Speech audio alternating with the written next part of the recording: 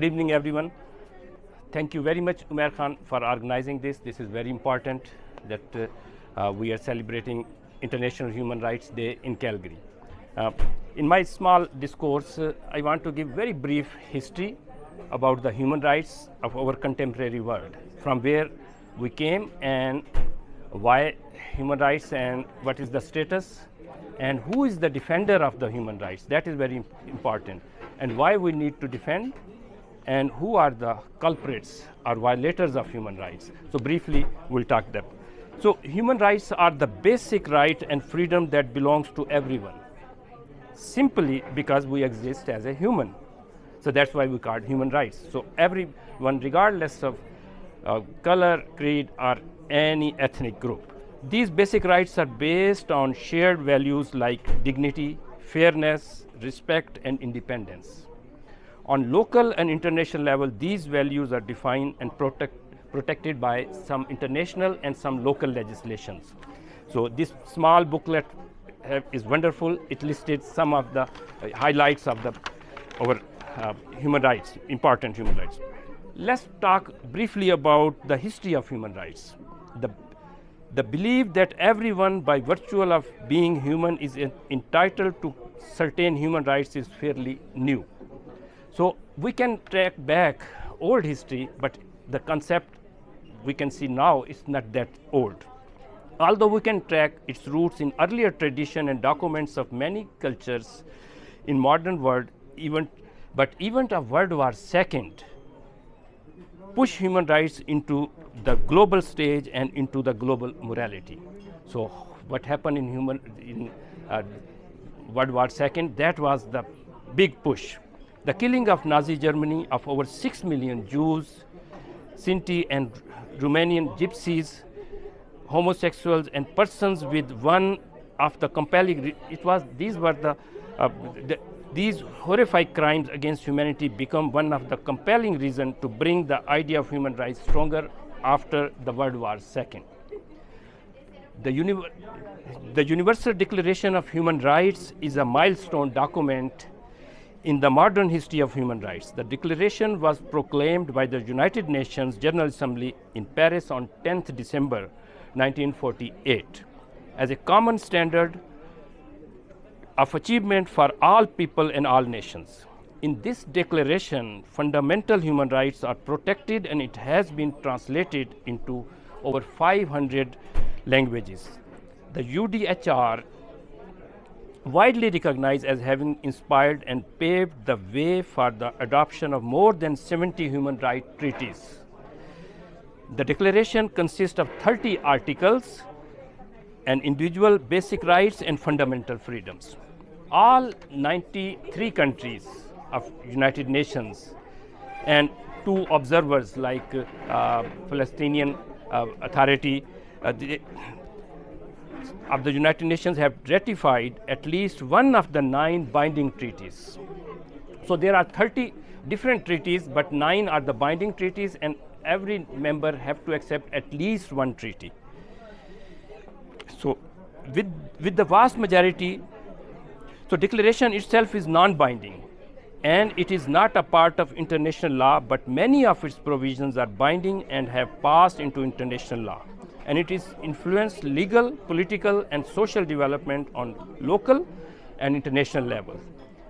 In Canada, protection of human rights have evolved over time and multiplied. The Canadian Bill of Rights, we all know, it was passed in 1960 under the leadership of Prime Minister John Diefenbaker. It outlined fundamental freedoms and equality rights and was the first example of human rights law at the federal level. Later, provinces and territories also introduced legislation to protect human rights, and human rights commissions are established across provinces. Let's say Alberta have its own human rights commission. So who is the protector of human rights? Legally speaking, 193 nation states are responsible to guarantee human rights as per their constitution and local laws via governments. But things are not that simple. These states and governments have their personal agendas and motives where they violate and compromise human rights. then the question is, who is the real protector of human rights? You, me, and ordinary citizens with the support of civil society organizations and free media are the real safeguards. So civil society, ordinary citizens are the real protectors of human rights. Where civil society is weaker and not organized, the situation of human rights is poor. That's why the countries, they don't want to give human rights. The first target is human rights activists and organizations and civil society. They attack those. Though they are very few, but those are the target. Actually, a civil society is comprised a group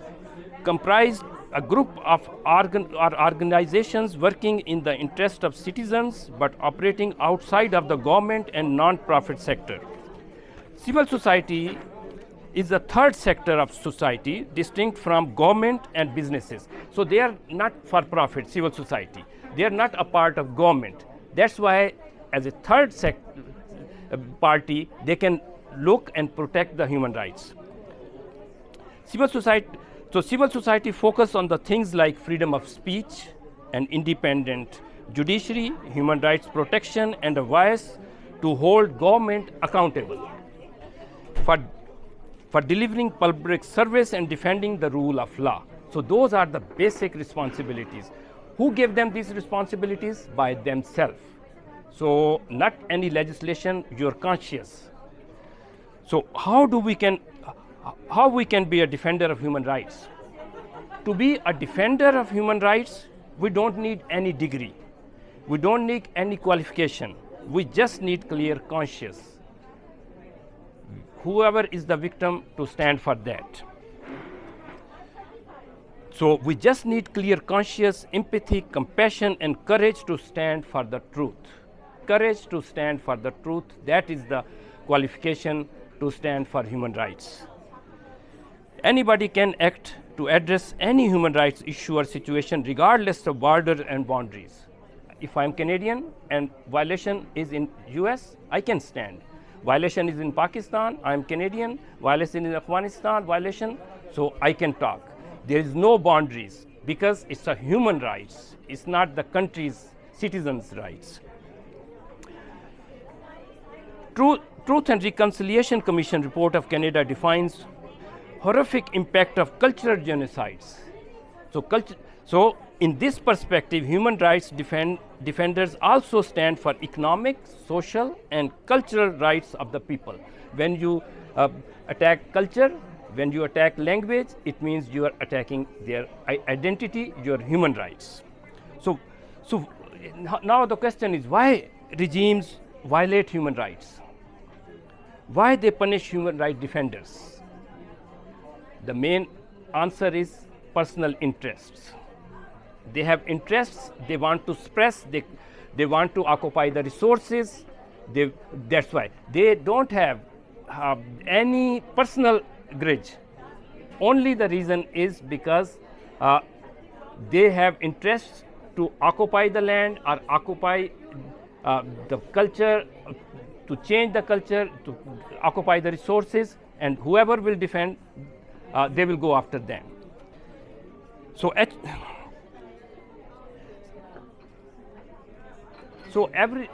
every society should have human rights defenders. So they are the one who can protect. I give you example, for example, from Pakistani perspective. So if I am Pakistani and if my government is doing something wrong or my state is doing something wrong in Afghanistan and from decades, so if I don't talk about ordinary Afghans, how they are suffering because of the proxies, because of some of the national interests of Pakistan, I should not take care about national interests. I should, as a human rights worker, I should care about human rights. Every human have right to live and freedom of speech. If my state is doing something wrong, rather inside the country or outside the country, I should defend. The same example is US, the civil society in US. So one thing is, within the US, human rights condition is very good with the citizens. But when they occupy or when they work like umpire. So their imperialistic agenda always contradict with the human rights. So civil society is, US civil society has responsibility not to look inside what's going on inside, what is going on outside of the US, because their government was making decision that is violating human rights outside. So these are the things. So we always have to stand for human rights because it is good for everyone. It gives equal opportunity for everyone. No matter my own government stance, my own party stance. Today I was listening Imran Khan, the Prime Minister of Pakistan. So he was addressing OIC and convincing them to give money to Taliban in Afghanistan. And he was defending them. He was saying every society have its own values and don't talk about human rights as a one value. So this is the manipulation. We have to understand this is the manipulation. So in Islamabad, human rights are different. In Kabul are different. So if Taliban don't allow girl to go to school, he said it is their culture, none of our business. Shame on him. So from Pakhtun perspective, Malala is not Pakhtun. She don't understand the values. So the same time when I heard that, so it is our responsibility to criticize, to say no. Human rights means human rights. Yes, culture have some impacts, but these are the basic things. So people are, that is another issue, that in Afghanistan, people, the suffering and especially the food and the winter, so those are different things. To those charity organizations should reach to the people of Afghanistan, but the international community should not give recognition to the occupied forces like Taliban. One of my mentor and one of my elder, one day I was talking to him, I said, when doomsday, Qiyamah will come? And his answer was amazing. He said, I don't know about God's doomsday, religious doomsday, but I know the doomsday for the human society will come when nobody will stand for the victim. That will be the hell in this world. You don't need to be majority. Democracy is majority, numbers game. But human rights activity is not numbers game.